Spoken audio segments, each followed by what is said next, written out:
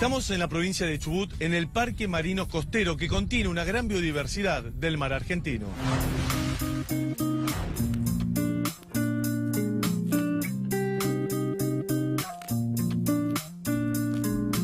Germán, estamos en la provincia de Chubut, en el Parque Nacional Marino Costero.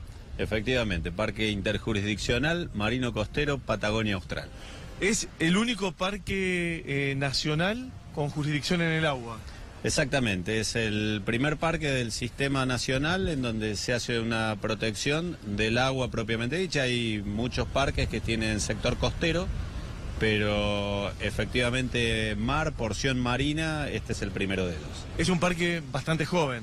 Sí, es un parque relativamente joven si tenemos en cuenta la historia de nuestra institución, que son más de 110 años de historia. Sí. Este parque tiene apenas unos 10 años desde su creación, ni siquiera 10. Y bueno, es el primero, como decíamos, que protege porción marina. Pero protege también una parte en tierra y una parte en el agua, ¿no? Sí, como digamos, todos los ambientes naturales, obviamente uno no puede trazar una línea en donde empiezan o terminan. Y las partes intermareales, que es lo que le llamamos aquello donde la marea sube y baja normalmente, se descubre y se cubre de agua, es una de las porciones ambientalmente más importantes. Entonces, al crearse el parque, se tomó una buena decisión de incluir tanto una porción terrestre, esto intermareal que mencionaba recién, y desde luego el mar. ¿Qué superficie tiene? El parque tiene 104.800 hectáreas, de lo cual el 75%, a grosso modo, es mar, y después el resto obviamente insular y continente. Germán, ¿qué estado de conservación tiene esta área protegida?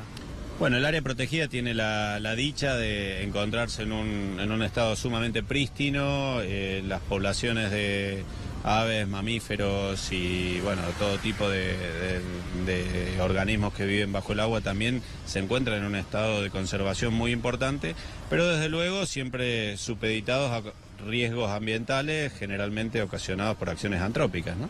Esta es un área protegida que comparte administración de parques nacionales con la provincia de Chubut. Sí, tal vez lo más destacable desde el punto de vista de administración del parque es que es una modalidad de manejo novedosa en nuestro país. Es un acuerdo que se realizó entre la provincia del Chubut y la Nación a través de la Administración de Parques Nacionales, con la convicción clara de que lo importante es la preservación de la naturaleza, más allá de quién puede llegar a tener la jurisdicción o el dominio sobre la tierra, ¿no? Y es por eso que se llegó a este acuerdo que finalmente que crea este parque con este nombre de interjurisdiccional.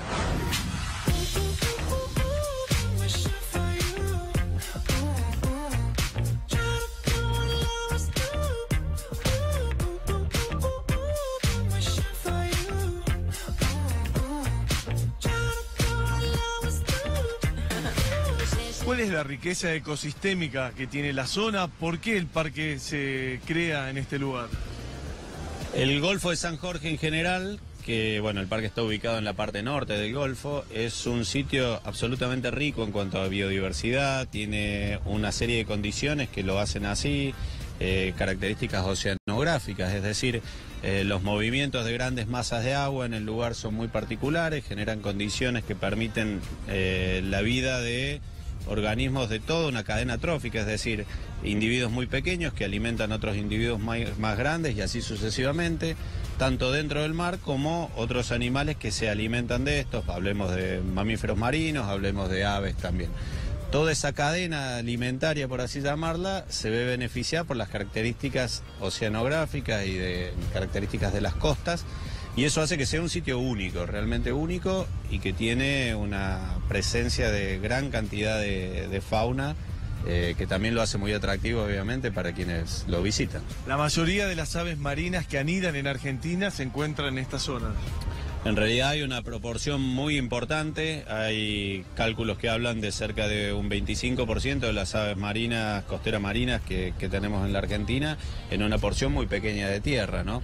Pero más allá de los números, tenemos poblaciones o colonias de aves marinas que están en excelente estado de conservación en el lugar y que nos permitirían pensar en una perpetuidad o en una continuidad de estas especies a lo largo del tiempo.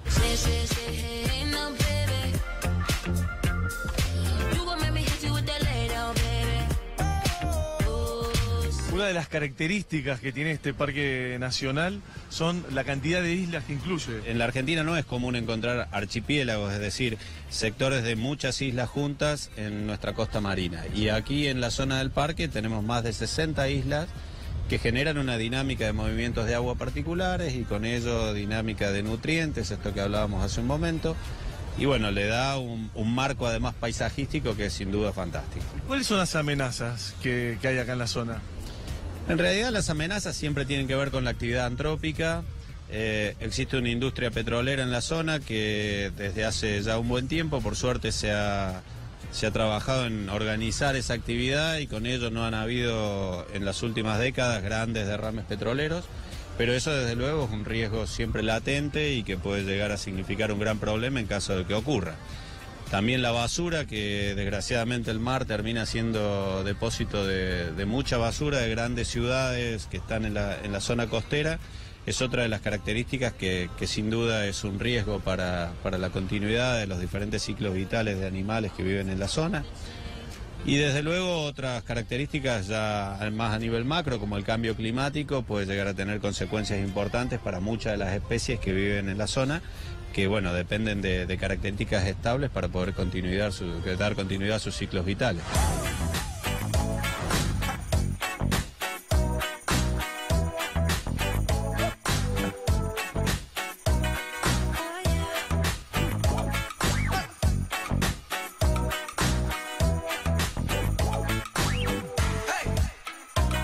¿Cuáles son los atractivos para el visitante a la hora de venir a recorrer el Parque Nacional Marino Costero? Bueno, sin duda paisajes, la presencia de muchísimas especies de fauna que uno las puede llegar a ver y realmente próximas, a diferencia de otros sitios en donde uno sabe que están pero no los ven. En un parque como este uno los tiene disponibles, te hablo de guanaco, mara, zorro en la tierra y sin duda lobo marino, elefante marino, pingüinos, muchísimas aves. Quienes son amantes de las aves vienen y se deleitan muchísimo. ¿Cuáles son las actividades que el visitante puede realizar?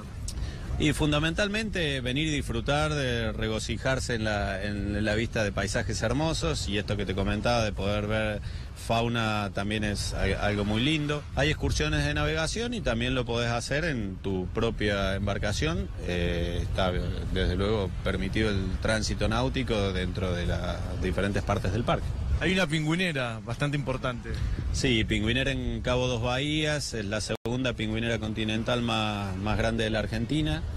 Hay entre 8.000 y 9.000 parejas de pingüinos que año a año vienen y cumplen con su sitio de reproducción en ese lugar. Tú me partiste el corazón, Maluma, baby, pero mi amor no hay problema, no, no. Ahora puedo regalar un pedacito a cada nena, solo un pedacito. Y estamos en la colonia Cabo Dos Bahías.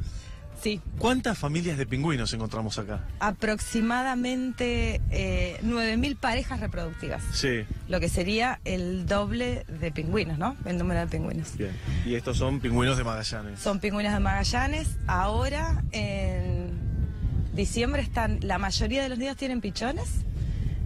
Ya nacieron casi todos los huevos, así que ya está full la pingüinera. Sí, bueno, los pichoncitos están en los nidos, todavía no han salido Todavía están en los nidos, todavía no salen del nido, se quedan ahí hasta dentro de 10, 15 días más o menos, van a estar ahí adentro y después se empiezan a asomar y a caminar un poquito por afuera, pero no mucho todavía. Están recién naciendo. ¿Cuándo empiezan a llegar los pingüinos a la colonia? Llegan los machos en septiembre primero, entonces si vos venís a la colonia en septiembre ves solamente machos, arreglan los nidos, los acondicionan y después a principios de octubre, dependiendo del año, empiezan a llegar las hembras.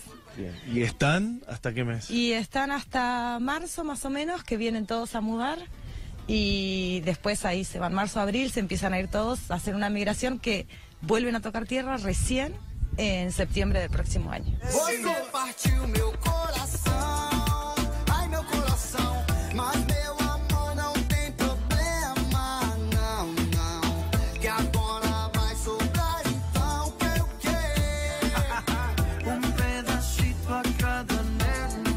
¿Y hacia dónde migran? Estos animales van hacia el norte. En realidad hay varios estudios nuevos que estamos haciendo nosotros en el CONICET, y lo que estamos viendo es que se van hacia el norte. Todavía no tenemos información bastante nueva, pero llegarían hasta Buenos Aires, Uruguay, por ahí. Van en busca de alimento. Lo que tienen que hacer es juntar mucho alimento para poder volver, y de eso va a depender cómo reproduzcan la próxima temporada. ¿En qué situación se encuentra esta especie? Esta especie se encuentra vulnerable. Es importante destacar que no está en peligro de extinción. Los pingüinos de Magallanes están bastante bien. Lo que está pasando ahora dentro de Patagonia es que la distribución está cambiando un poco. ¿Y eso a qué se debe?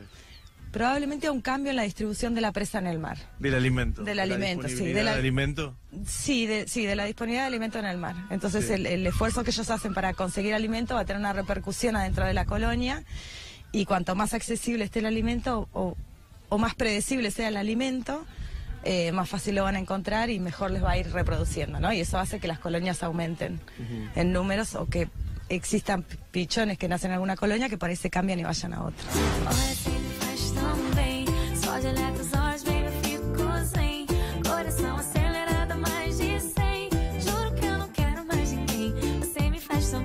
¿Cómo identifican año a año el mismo nido para volver a ocuparlo? Acá en esta colonia en particular nosotros estamos haciendo un estudio hace 3 años y tenemos estamos identificando nidos, pero también identificamos animales. El nido es simple, es un punto de GPS, una roca con una cinta marcada, dibujado, y ya está. Tiene una pasarela que es bárbara, ¿no? Que permite recorrer la colonia, interferir lo menos posible, ¿no? Con los animales, con los pingüinos. Sí, la verdad que la pasarela está buenísima. Para el turismo es muy bueno porque ves de todo, ves todo desde la pasarela. Al finalizar la pasarela hay un gran mirador, ¿no? Al finalizar la pasarela hay un mirador donde se puede ver la isla Moreno, que también obviamente todo es parte del parque, y tiene una lobería muy grande. O sea que al final de la pasarela se sigue viendo la pingüinera y además se ve la isla y se ve la lobería. Nos llamó muchísimo la atención cuando llegamos a la colonia ver cómo interactúan, por ejemplo, con los guanacos.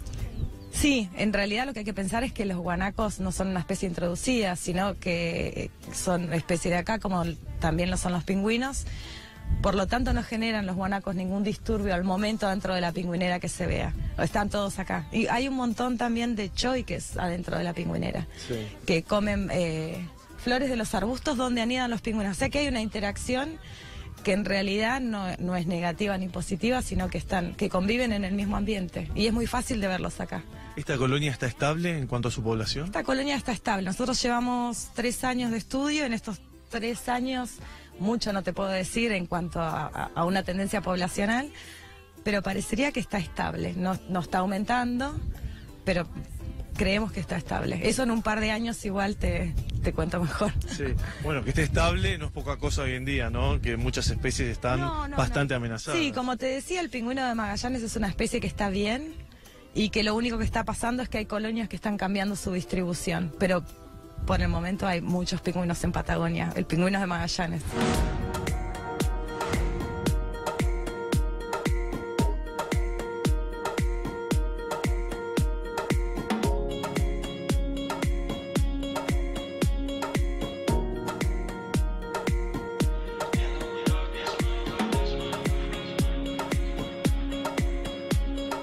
Pedro, el Parque Marino Costero cuenta con muchísimas islas. Sí, así es. Tiene alrededor de entre islas y islotes, 50, estamos hablando, nunca se definió bien el número, pero más de 50 decimos nosotros. ¿Todas son de origen volcánico? Sí, la formación geológica es de origen volcánico y bueno, y tienen vegetación particular, insular. Y bueno, y las colonias, toda la fauna encuentra un lugar, un refugio adecuado a sus predadores, así que por eso se desarrollan tantas aves y asociados otros organismos. Bueno, vamos a realizar una navegación, vamos a pasar por algunas islas, vamos a descender en alguna de ellas. Sí, la idea es salir hoy desde Caleta Sara, desde el área provincial Cabo Dos Bahías, navegar alrededor de 1 hora por un mar que vemos que dentro de todo hay una olita, un oleaje interesante. Y vamos a ir pasando, después de pasar por el Cabo Dos Bahías, por la Isla Sola, los 2 Aguilones. Vamos a ver Arce desde una distancia y vamos a desembarcar en Isla Leones, en la famosa isla que tiene el faro casa de la Isla Leones, que cumplió hace pocos días 100 años. realmente una obra impresionante por los materiales y en el lugar donde está, cómo la construyeron. Uno cuando desembarca y lo ve, se imagina aquellos años y unos osados de la gente de la Armada. Y bueno, ya vas a conocer la estructura y la arquitectura tan particular, sus habitaciones, su cúpula, sus diques para captar agua dulce, que era el gran recurso limitante de los que estaban apostados ahí, que llegó a haber más de 14 personas. Y bueno, y todo el sistema de rieles y un sistema también de balizamientos, de enfilamientos para la navegación. Y imaginarse lo que fueron esos años con esa infraestructura, no en la época de ahora, sino en el 1940.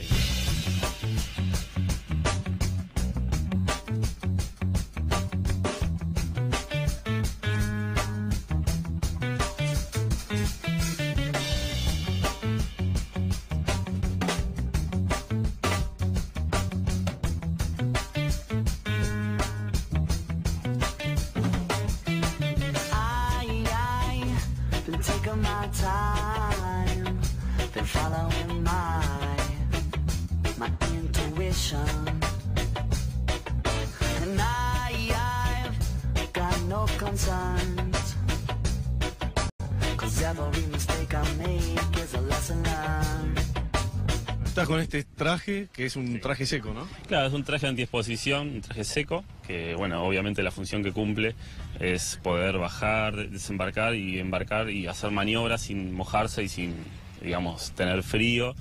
Y obviamente una cuestión de seguridad, si uno naufragase, esto le da mucho más chance de sobrevivir porque no solo flota, es lumínico, sino que te aísla del frío, tiene un silbato por si una embarcación te está buscando que te vea, tiene cintas refractarias. Bueno, el elemento de seguridad adecuado para esta zona. Bien. Y para poder subir al kayak, como están haciendo acá los muchachos, para poder acercar la exactamente, la lancha, dos colegas están yendo, como se le dice, un chinchorro, cumpliría la función del kayak, sí. Es ir a buscar la embarcación Centinela al fondeo, y desde ahí ya realizan tanto ir a buscarla y arrimarla a la costa para que suba al resto del personal y las cargas.